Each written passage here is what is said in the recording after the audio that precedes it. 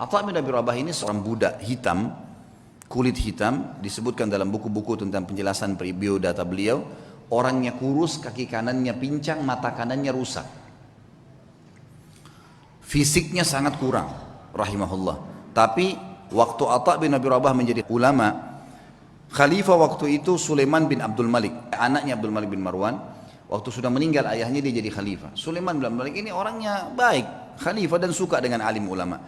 Dia mengeluarkan peraturan kalau tidak boleh mengeluarkan fatwa di musim haji kecuali Atha bin Abi Rabah, orang alim ulama. Karena ini dalam haji tidak boleh sembarangan nih. Sampai Atha bin Abi Rabah dapat julukan alimnya ulama, gurunya para ulama. Ulama-ulama pun kalau datang di Mekah banyak meminta nasihat dari beliau. Atha bin Abi Rabah ini rahimahullah, di musim haji datanglah Sulaiman ibn Abdul Malik khalifah dengan anaknya, dengan ketampanannya, dengan dayang-dayangnya, dengan kebesarannya, buka kemah besar, kemudian masuklah wukuf di Arafah. Sementara wukuf, Sulaiman mengatakan, di mana sahibuk, aina sahibukum, mana nih teman kalian nih? Biasanya kalau bahasa sahibukum ini santun dari khalifah untuk muftinya. Atha bin Abi Rabah ini ada di mana? Kata mereka, Amirul Mukminin lagi di kemahnya, lagi menunggu orang-orang yang lagi antri bertanya gitu. Dia bilang, saya punya hajat, saya ingin datang ke sana. Baiklah, Sulaiman datang. Begitu dia masuk ke kemahnya Atha bin Abi Rabah, disambut oleh Atha bin Abi Rabah, pelukan, ngobrol.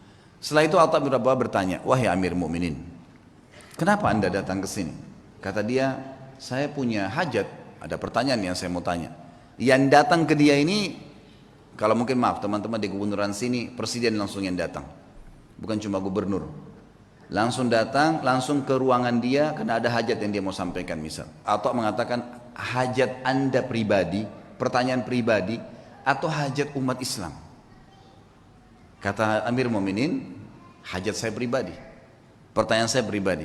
Atha mengatakan, kalau begitu Amir Mu'minin, mohon maaf, anda keluar antri bersama muslimin. Karena ada yang sudah antri sebelum anda punya hajat pribadi. Kalau itu hajat umat Islam, saya akan dahulukan anda. Orang di sekitar Sulaiman ini marah. Tapi Sulaiman diam. Rahimahullah.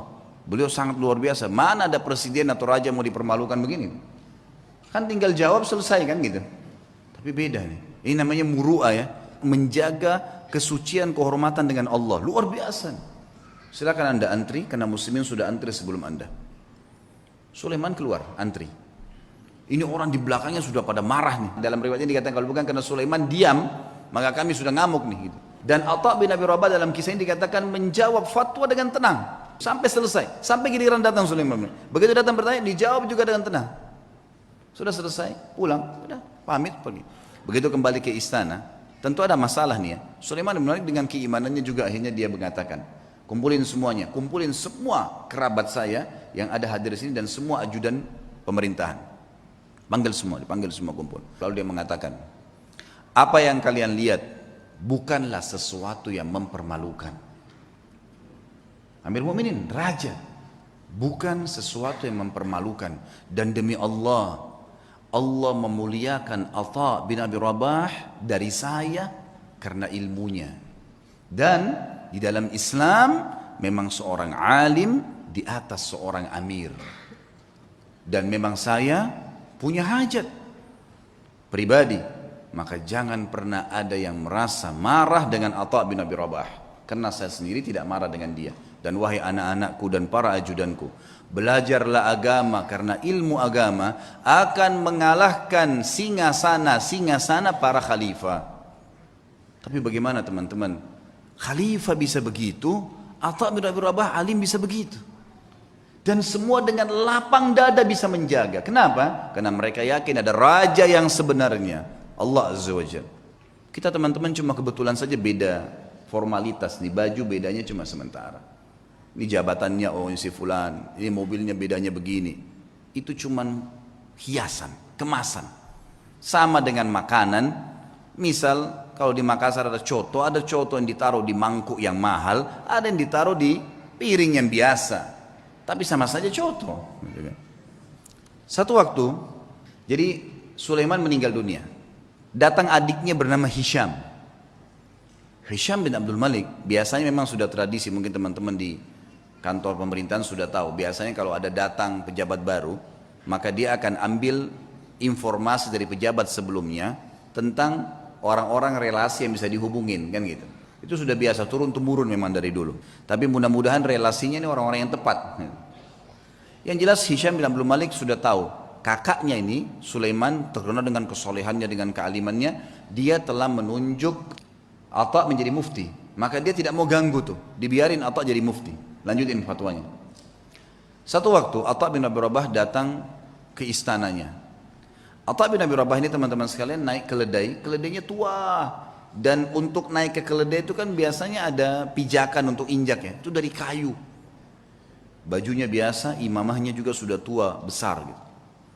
Dia lagi jalan dari Mekah menuju ke Damaskus, ibu kota Syria. Perjalanan lumayan 1 bulan. Subhanallah, begitu kelihatan istananya Khalifah Hisham bin Abdul Malik, ada satu ulama lain namanya Atha juga, Al-Khurasani dari Persia. Terkenal juga ulama tabi'in, Atha Al-Khurasani. Jadi kalau disebut nama Atha dua ini, Atha bin Abi Rabah di Mekah, ini bekas budak yang jadi alim ulama. Ini Atha Al-Khurasani memang anak pejabat, tapi jadi alim ulama juga. Dia lagi di kereta kencananya, kalau kita sekarang mungkin mobil yang paling mewah. Begitu Atha Al-Khurasani lihat dari jauh, Atha bin Abi Rabah dikenal nih. Dia suruh berhentiin kereta kencananya, ada anaknya yang ikut di situ, anaknya Atha Al-Khurasani lagi ikut. Lalu Atha Al-Khurasani turun, mendekati keledai itu. Kata anaknya yang meriwayatkan kisah, saya belum pernah lihat ayah saya turun mendampingi orang, datangin orang. Biasanya dia yang didatangin. Ini enggak, dia turun dia datangin. Siapa orang ini? Sudah imamanya tua, bajunya tua, keledainya lagi pakai kayu. Kata anaknya nih, dia bilang, saya tidak pernah lihat ada orang semiskin itu. Lalu ayah saya pun datang, memeluk salaman seperti sahabat lamanya. Lalu mereka ngobrol, saya tidak tahu apa yang diobrolin. Lalu kemudian ayah saya kembali ke kereta kencana lalu mengatakan kepada saya, wahai anakku, saya akan masuk bersamanya ke Amir Mukminin. Kata anaknya, ayah, siapa orang ini? Saya belum pernah lihat orang semiskin ini gitu. Kata dia, hati-hati dengan lisanmu. Ini adalah Atha bin Abi Rabah. Kata anaknya, Atha bin Abi Rabah, alim ulama. Kata ayahnya, iya. Makanya hati-hati, jangan ngomong sembarang. Walaupun bukan Atha bin Abi Rabah, kau tidak pantas mengucapkan kalimat itu. Anaknya mengatakan, saya pun beristighfar kepada Allah. Lalu saya melihat ayah saya jalan kaki bersama dengan Atha bin Abi Rabah. Masuk. Ini cerita, masuklah mereka ke istana lalu mereka keluar. Kata anaknya, ayah, ceritain apa yang tadi terjadi di dalam. Kata Atha Al-Khurasani, demi Allah, kalau bukan Atha bin Abi Rabah, saya tidak diizinkan masuk. Atha bin Abi Rabah jalan pincang, tubuhnya hitam, bajunya biasa, matanya satu rusak. Dia bilang begitu kami masuk, ini Atha Al-Khurasani dengan baju jubahnya yang mewah dan seterusnya. Dia bilang begitu demi Allah kami masuk pintu gerbang istana, Hisham bin Abdul Malik berdiri dari singgasananya. Raja berdiri, kemudian mendekati Atha bin Abi Rabah, dan orang-orang tidak tahu nih Atha bin Abi Rabah siapa. Pejabat-pejabat ini banyak yang tidak tahu, karena cuma dengar namanya. Lalu julukannya Atha bin Abi Rabah ini adalah Abu Muhammad, anaknya Muhammad. Hisham mengatakan, hahuna Aba Muhammad, kesini ayahnya Muhammad. Atha bin Abi Rabah setiap mau mampir ke sebuah kursi dia bilang, la hahuna Aba Muhammad, dirangkul terus tangannya. Kata Atha Al-Khurasani, begitu sudah dekat dengan singgasananya, lalu kemudian saya dipersilakan duduk. Atha Al-Khurasani dipersilakan duduk. Lalu Atha bin Abi Rabah demi Allah didudukkan di sebelah singgasana khalifah, sebelahnya pas. Dan belum pernah singgasana khalifah diduduki oleh orang lain termasuk anaknya khalifah. Enggak boleh duduki singgasana itu.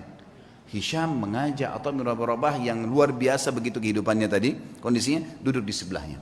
Lalu kata Hisham, ya Aba Muhammad, ada hajat apa? Kata dia, ada hajat saya. Hajat yang pertama dia bilang, penduduk Mekah dan Madinah wahai Amir Mu'minin, tetangganya Allah dan tetangganya Rasulullah SAW. Karena di Mekah ada Ka'bah, berarti orang yang tinggal di Mekah kan tetangganya Allah, bahasa santunnya begitu.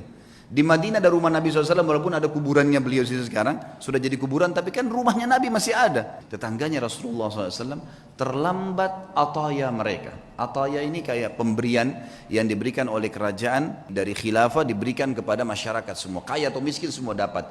Dari hasil pendapatan negara, nanti dikeluarkan untuk kebutuhan negara, kemudian sisanya dibagi rata. Itu haknya masyarakat.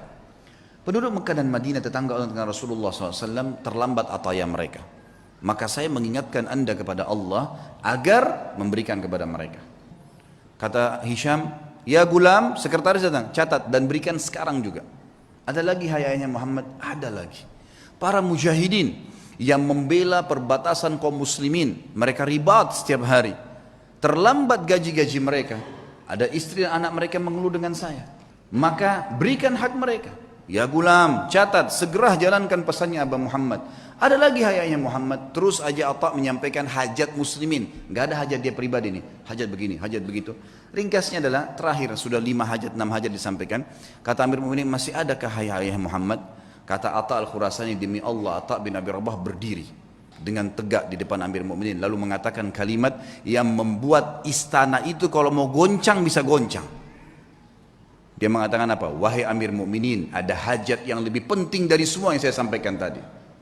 Kata Hisham, Abah Muhammad apa itu? Ini orang-orang kaget, belum pernah ada orang khalifah duduk, dia beri depannya dan dia menunjuk nih. Ada hajat yang lebih penting. Kata dia, apa itu hai ayah Muhammad? Demi Allah wahai Amir Mu'minin, kau dilahirkan di muka bumi ini sendirian. Dan kau juga akan mati sendirian. Dan kau akan dihisap oleh Allah sendirian. Demi Allah, semua yang kau lihat di sekitarmu ini tidak bermanfaat buat kamu. Maka bertakwalah dengan Allah. Hisham bin Malik menangis. Waktu itu menangis luar biasa sambil memukul tongkatnya. Lalu mengatakan, jazakallahu khairan. Semoga Allah balas anda dengan kebaikan. Setelah itu kemudian kata Atha al-Khurasani, kami pun keluar. Dan demi Allah, Atha bin Abi Rabah tidak minum segelas air pun dari Amir Mu'minin. Tidak minum segelas air pun. Dan waktu kami tiba di pintu gerbang, maka dikejar oleh seorang sekretaris untuk memberikan dia sekantong uang emas. Maka Atha mengatakan, demi Allah saya datang bukan untuk ini. Kemudian ditinggalkan. Lalu kemudian Atha bin Abi Rabah pulang teman-teman sekalian hanya untuk menasihati khalifah untuk hajat muslimin. Dan tidak ada hajat dia sama sekali. Kata Atha al-Khurasani sebagai penutup kisah, demi Allah kalau Atha bin Abi Rabah menyebutkan semua hajatnya, maka akan dipenuhi oleh Amir Mu'minin.